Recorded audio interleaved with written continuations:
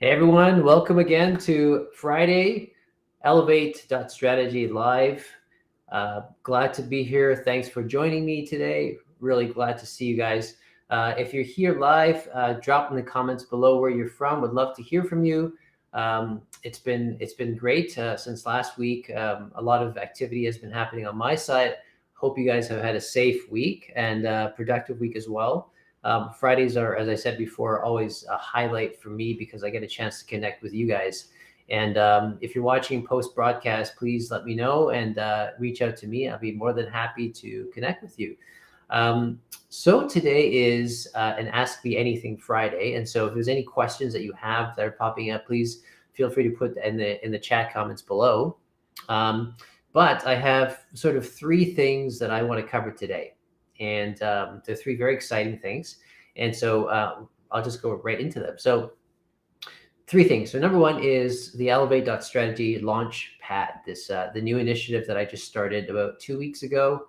And it's really because of the fact that I've had really good clients that have been supporting my work, that I'm able to kind of provide the time to be able to help with resumes for people who may not be able to afford it. So number one thing is Launchpad. So let me just point that up there. You'll see the bottom left corner of your page. I think that's where it is. But essentially what it is Launchpad is intended for folks who have been unemployed for 3 months, 4 months or so, and perhaps a slightly lower income bracket as well. And so if you would like your resume to be reviewed, just a very quick assessment and sort of some feedback for you, send your resume to the email below there. That's info@elevate.strategy.com. And that's info@elevate.strategy.com. And I'll be more than happy to engage you. I love speaking with you folks. And not only can you send in your resume to me, but also have some dialogue. So in your email, you can sort of indicate who you are, where you're from, what your background is. That'd be great. And if appropriate, I guess if needed, we can also kind of jump on a call as well. But it's about 15 or 20 minutes per person. So first come, first serve. Send your resumes over to that email below, and we can get going. And so I cover with you in that session in 15 minutes, basically a review about some basic fundamentals of resumes. So things like the sections, like the about and the executive summary, if that's applicable to what you're trying to apply for. Things like how do you write about your experiences in a way that's active and gets people excited with, the what's and the so what's and the metrics. And, it's not only what you did, but also what the outcome was, output was. So Elevate.Strategy Launchpad, I'm very excited by that. Take advantage of this. And I'm running it indefinitely until until I get busy again with too many clients, and at which point I might pause that. So especially as we get into the Christmas season or the fall, October, November season, things are going to slow down a little bit.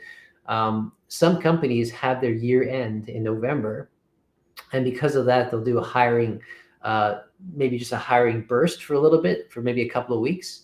And at least from my experience, having come from corporate, a lot of companies have their year end around this time. So they've got budget to spend, they want to hire people. So it's a great time to have your resume assessed, and you can kind of go out there and start looking for work. So but if you are looking for work, I really wish you all the best in that, and hopefully I can help you along the way in your career journey. So, and that's what I try to do with my clients as well. So that's the first thing, Launchpad. The second thing is I wanted to give a very quick recap of our past guests since the last time I did a Ask Me Anything Friday.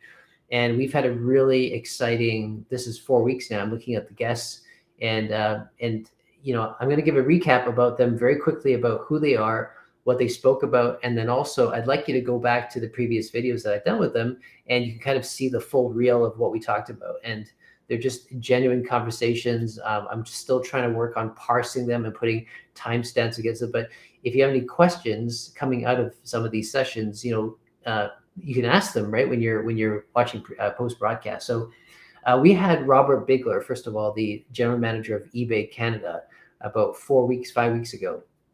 And he was just remarkable. I know Robert from my past days at Sears Canada, and he's been sort of on track to explode in his career ever since. And now he's a general manager of eBay in Canada. And he had a lot to share around sort of the ability for him to be able to jump from where he started in some private equity, venture capital stuff, all the way to retail. And now he's managing this gigantic e-commerce platform. And, the most amazing parts of a lot of these interviews are when we get a little bit more personal about how they grew up and why it is that they made their decision. So feel free to go back to Robert Bigler. That's about 5 weeks ago. 4 weeks ago, we had Sarah Armstrong, and she's head of agency development at Amazon. And one thing that struck out about Sarah that I don't know if any of you can relate to is the fact that being a woman in business, a very timely topic right now, she's often had to kind of put herself in the shoes of what would a man do as she's entering a meeting, for example. What is her role in that meeting? And if she's nervous, she had to put herself in the mindset of what would a man do. And I found that very interesting that that comparison would still be so subtly in her subconscious that that's kind of what she would do to kind of put her in that spot of leadership. And we talked with her about imposter syndrome and a whole bunch of stuff. So, and then also what it's like to be a mother and manage a household and your career as well. And that's 4 weeks ago. So 3 weeks ago, we had Norman Lem, who's Senior VP of Revenue at Dazen, Canada. And it's really exciting because it's over-the-top technology with video platform, a focus on sports streaming. So in the time of COVID, that was a really big market for them, was to figure out what sports were available and how do you get over the top, meaning how do you get it into the homes of people through sort of like an e-commerce or a digital site. So that was exciting as well. With Norm, it was interesting. We talked a little bit about sort of the bamboo ceiling and what that means, what that meant for him in his career. Basically, as an Asian visible minority, what setbacks did he have? What sort of pressures against going up the stream of the corporate chain did he have? And I was very surprised, and it was very insightful about what he shared, some circumstances that had taken place. So, if you've had experiences with that, feel free to drop a comment below. Would love to hear about your personal story as well. So that was Norm. And last week we had Michael Marchand, and Michael and I go back way back about 20 years ago when I was at Deloitte Consulting, and he was one of my mentors there. One of the first guys that really take me under his wing and kind of teach me the ropes. And that when I connect with Michael, I always think about the connection for a mentor and why it's important to be a mentor and also to have a mentor. And if you've ever had a mentor, you'll know that people who are invested in your life, in your career, really give of themselves often. And so, I'd love to hear from you guys, what has it been like to have a mentor, and And do you guys proactively go and find people to help them along? Because that's really important as well as part of your corporate life and your career. So, and Michael is a VP of revenue operations at WP Engine. So, ever since we were at Deloitte, he's sort of progressed through different systems, the public sector system and healthcare, and now he's back to corporate. And he was at Dell for a little bit as well, and he shared a little bit about that. So, so summary of past speakers. One thing about speakers that I really, one of the tenets about why I pick and I ask speakers to come on really is a couple of things. So number one is, to me, authenticity is very important. And if you notice my guests all the way back to March, every person that I've invited has had authenticity. And that's really key because I don't want people to put up a front, right? I'm trying to get their personal stories. I hope it benefits you guys. I hope it helps to encourage you guys, especially if you're in a time of transition and not uncertainty. But the realistic view of what happens to someone's career and the setbacks of life that you cannot expect and how you handle those things are just really encouraging to listen to, and sometimes to hear how they've gone through it, what helps them through those difficult times. We might be able to even apply to ourselves. So that's sort of the basic tenet of my guests coming on. And obviously I try to get the most senior folks that that I've worked with or are clients of mine. And just to kind of show you that it's possible to get up the ladder to be successful, but at the same time still be wrestling and struggling with some issues that push back, right? And it never stops as far as the need for improvement, the need for networking, the need for being able to have a great resume. So the plug for a resume that represents you well, that's critical for success. And being able to have a very clear and articulate value proposition, right? To be able to tell people why it is that you're important and why it is that they should hire you on. So, and I'll talk about that in a second as far as what does it mean to have a clear value proposition, right? So that's a summary of since the last time, which is about 5 weeks ago that I had an AMA. And since then, a lot of people have asked me, why do you have these guests on? Coming up in the next couple of months, I've got Dana Levinson, who used to be a broadcaster at CTV. I have her on the show. I have an old professor of mine from McMaster University, who is a business professor who was just the key. He's like the epitome of a mentor, right? He's mentored hundreds of students before. And if you talk to any one of the students, they'll think back to this professor and think, he was just seminal in the development and career of people.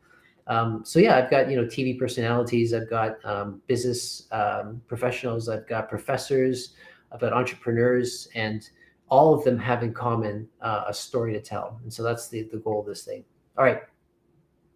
So third thing is I want to talk about spin. And that was the intent behind this particular AMA is I'm often asked as a career coach, do I have a framework? Do I follow a methodology like Hogan or Myers-Briggs and all of those tools? And the reality is that I've done them myself, but I don't typically follow them. And for various reasons, it may not be applicable for that particular client. That person may have done it before and knows their Myers-Briggs sort of category. But the point really is around when we're mentoring someone, a lot of the times it's about listening to them and it's about asking the right questions.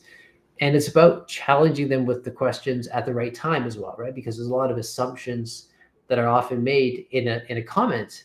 So when someone says that, I clearly felt that I was being called to something that was analytical or sort of more communications based. But the question is why? How do you know that, right? Why is that important to you? And so a lot of the time, the mentoring really is a spin around listening and kind of asking their questions, and then being a sounding board of someone who has really been in an industry for 35, maybe 40 years, and now are looking to change and think about kind of the legacy behind what they're leaving behind. So, so the framework that I've developed is something called SPIN, and it's an acronym for SPIN. And the value of that is why I put SPIN there is what does that mean? So when you have SPIN, you have value proposition, right? And so when I work with clients, my secret sauce is to help them figure out identify and articulate what their value proposition is. And if you've been in business long enough, you'll know that that's sort of a common theme, right? You've heard what a unique value proposition is for your products, but what does it mean for you as a person? So value proposition and personal branding are kind of similar. They're not exactly the same. You'll hear personal branding, a lot of really great coaches out there are great at helping you develop a personal brand. But value proposition and personal brand are very similar. And I'll read to you a definition that I recently came across, and you can tell me what you think about that, okay?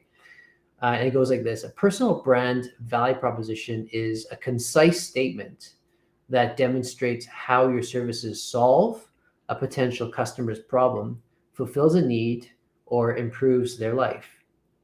It tells a prospect why he or she should work with you and enlist your services and what makes you different from your competition. Okay.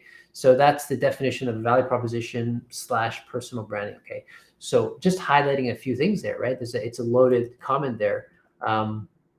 Number one is it's got to be a concise statement. So when you're giving a value proposition, you shouldn't have to go in a diatribe, like a huge essay to say, here's why I'm good and here's why I'm good for you, right? So a concise statement. So getting to that point of a concise statement is difficult, because if you ever tried to trim down like a large 9-page essay to 2, that's the hardest thing in the world. Expanding might be even easier than that. So concise statement is one thing.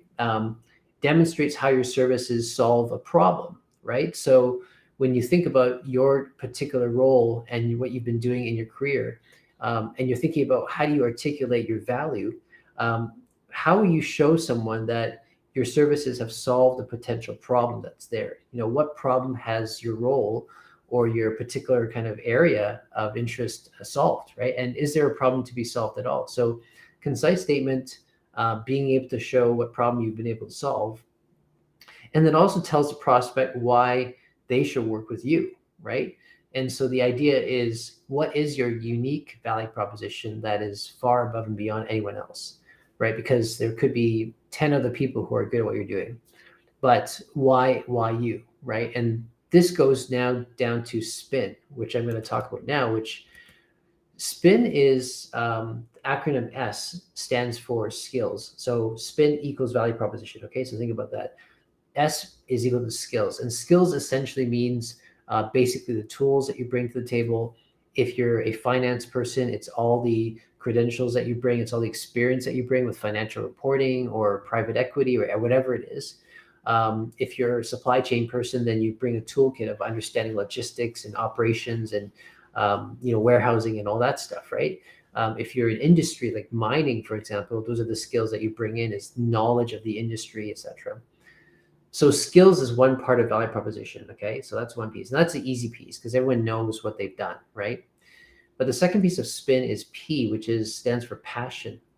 And I really go into passion when I talk to clients about their roles and their value proposition. And passion is not the feeling of passion. Passion is actually just taking your skills and capabilities that you have and thinking about which one of those really drive your interest, really drive you to wake up in the morning and really want to get to work, right? So for instance, I always talk about when I used to be in consulting, in management consulting, there were a couple of skills that you needed to have, right? You need to have communication skills to be able to write to clients and talk with them, present, communication is presentation. You need to have analytical capability to be able to look at a set of data and figure out some insight coming from, a jumble of mess sometimes. And so analytics was one of them. And you had to have, this teamwork, the ability to kind of adapt to new teams and lead different dynamics down the path of a potential client's problems. And so, and also people person. So the idea that it's not only teamwork, but the idea to be able to relate to people and to be able to kind of understand what the root cause is if they're stumbling, if they have an issue with their work, right? So there's 4 things there, right? So passion would mean, so which one of those or 2 of those really excite you the most, right? And I can tell you for a fact that I wrestled a long time with all of these capabilities that I had learned in consulting to say, which ones are not only the ones that I'm good at or bad at, but the ones that I actually care about. And so for me, it ended up being people person, right? I was a people person that really wanted to help and come alongside and support. And so for me, it was, the motto was people over projects, right? I prefer to kind of work with people to be their trusted advisor versus kind of running a project. And so P is passion. So I ask you is, reflecting on kind of the skills that you have, which one or two of those really excite you and drive you to want to continue and progress and go up the ladder, right? So there's skills, there's passion for those skills, and there's impact, so which is I. And I for impact is really the part of your career which gives back, which gives out, right?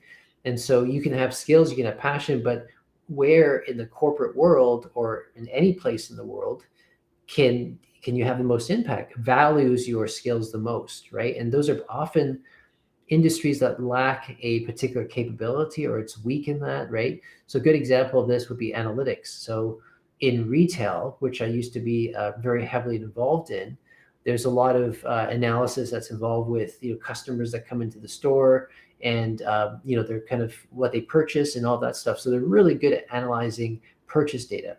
But at the same time, I used to work at a hospital as well in their continuous improvement, trying to help kind of make things faster. And the need for analytics is extremely high, right? They really need people to understand patient flow, for example, like how long it takes for someone to come and get admitted and also get to a surgery if that's what they need. So, if I had this skill of analytics and I had a passion for that, then maybe my impact is not so much more in retail, but perhaps it's something like healthcare, right? Which is really where they need you. So skills, passion, impact. And the last one here is N. And if you can guess what that is, it's got something to do with your built up intentions. Okay. So N is non-negotiables. So I often ask clients, so you've told me that you've done all these things and you love to do certain things and, you probably belong in this particular sector. Now, what's important to you, right? As a conviction, a lot of people talk about culture, right? Culture being a big part of what it means to be in a good working environment versus a toxic one. So non-negotiable means that, what must be in place and what must not be in place in the next role that you have. And, indeed for the rest of your career. So when you put all four together, it's your skills, your passion, your impact, and your non-negotiables. That's spin. So the question I have for you is, what's your spin, right? What's your unique value proposition and personal branding? And if you can identify that, that becomes then a foundation that you're confident in sharing about when you talk about sort of your 20-second elevator pitch or your kind of concise statement, right? You can answer 3 questions with that, which becomes your statement. Number 1 is, what have you done in the past, right? Number 2 is, what do you love to do today? And number 3 is, what kind of problem do you want to solve tomorrow, right? What question are you trying to solve for? And so that becomes your value proposition statement. And usually from that, then it moves into kind of writing a resume for my clients, right? Because then you understand the context and you can write a really decent resume that's focused and powerful. So yeah, the spin approach is kind of what I've been using. And, for the past 2.5 years since I came out of corporate to do this coaching full time, I've really honed in on that, right? So at first it was really focusing a lot on failure, right? Which is kind of my background, kind of thinking about how failure drives you towards passion. And then slowly over time, it was evolved to more simpler things like skills and capabilities. And kind of in that context, what you failed at and what that tells you about your skills, your areas of passion, maybe what you should be focusing on as you develop your career. And then slowly it evolved to this idea of a spin, right? So that's kind of, in a nutshell, the questions that you've asked me. So I've been asked, how do I pick my guests? I've been asked, what topics do I choose to talk about? And I've been asked, what framework do I use in coaching? And so hopefully I've answered those questions. And, if you want to find out more, feel free to reach out to me, right? Feel free to tag me on LinkedIn. Don't be shy. Often you kind of see, this history of who's viewed your profile. And I've got like a lot of second degree people who look at my profile but don't link with me, right? So networking is critical for that. So don't be shy with that. Yeah, and so I guess that's sort of what I wanted to share with you guys today is go back to some of the videos that we've done before, the live interviews, And again, I promise you, I will work on my YouTube channel and I will post it up there because that's where everything is, right? All the content is there. But if you can, go back to them and watch the interviews because they're very rich with different kinds of insights, right? I'd love you to think about as you think about your career, what is your spin, right? What is your unique value proposition that only you have and would show someone like an employer why they should hire you? What kind of problem can you help them solve, right? So until next time, guys. Next week we have a wonderful guest list, and I cannot remember who we have next week. But again, before Christmas, we're booked up. Every Friday we've got guests coming up. I've got my first guest coming into 2022, which is great, and I can't wait to introduce him to you guys. He's a great now friend of mine, but also used to be a client. And yeah, I think that's it. But so guys, have a great weekend, and yeah, think about that. What is your spin? What is your value proposition? And how are you going to sell yourself to the market? All right. So take care until next time and have a great weekend. Bye.